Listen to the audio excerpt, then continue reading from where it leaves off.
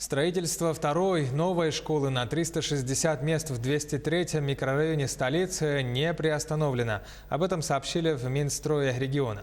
Напомним, информация о приостановлении строительства второй школы на 203-м микрорайоне появилась сегодня в некоторых информсайтах, где говорится, что инициативная группа родителей сообщает об отзыве лицензии у генподрядчика. Как есть на самом деле, какие работы ведутся сейчас на стройплощадке и в какие сроки это все будет завершено. Репортаж Дмитрия Тымырова. На строительной площадке работа кипит, несмотря на холод и снег. В данное время команда строителей занимается возведением свай. Работа идет полным ходом. Это с сентября мы начали здесь фундамент сначала наливали, потом вот начали заливать подколонники. Сейчас начинаем вот колонны заливать.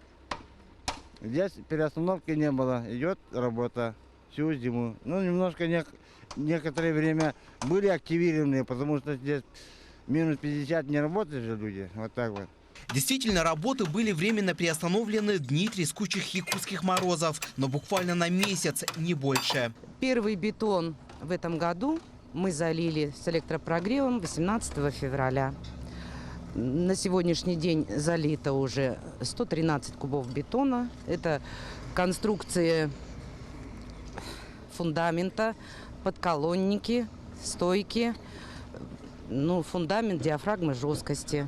Исходя из погодных условий, в график работ строителей ведутся корректировки. Подрядная организация обещает, отставаний не будет. И в этом году большие сюрпризы погоды. Было очень много снега.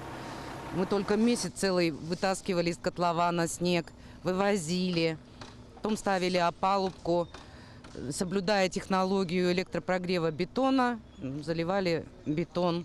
После набора его прочности сделаем гидроизоляцию, потом обратную засыпку. И коробка уже будет как на глазах. Как сдача этого объекта запланирована в 4 квартале 2020 года, так она и произойдет. Да, небольшое отставание от графика у нас есть, но это все наверстается. Информация, которая сейчас распространяется в социальных сетях по строительству объекта школы на 360 мест в городе Якутске, она является недостоверной. Инвестиционной программой республики на 2020 год предусмотрены средства более 300 миллионов на строительно-монтажные работы. Отметим, подрядная организация ООО «Кинг-95» сегодня на территории региона строит не только данный объект, ими возводятся и уже сданы в эксплуатацию несколько социальных объектов в Сунтарах, Кангаласах, Тамоте и в Чурапче. В целом на территории республики и столицы сегодня строится ряд крупных объектов. Некоторые также будут сданы в этом году. Сейчас в стадии строительства у нас пристрой к школе номер 31. Завершение тоже запланировано строительство в этом году. Проектируется объект в квартале Новопротовской, это детский садик. Далее у нас уже разработана есть проектно-сметная документация по большому спортивному центру. Это Центр адаптивной физической поддержки, да? Физкультуры и спорта. Тоже уже проектно-сметная документация разработана. Сейчас идет ее корректировка. Дмитрий Тымыров, Джоустан Иннокентьев, Якутск.